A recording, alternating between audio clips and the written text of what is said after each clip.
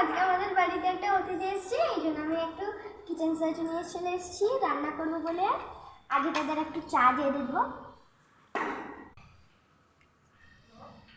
First আমি জল দিয়ে দিলাম, চাটা দিয়ে দিচ্ছি। চাটা নে খেয়ে নে পট করে। এদের জন্য ব্রেডটা বানিয়ে দিচ্ছি।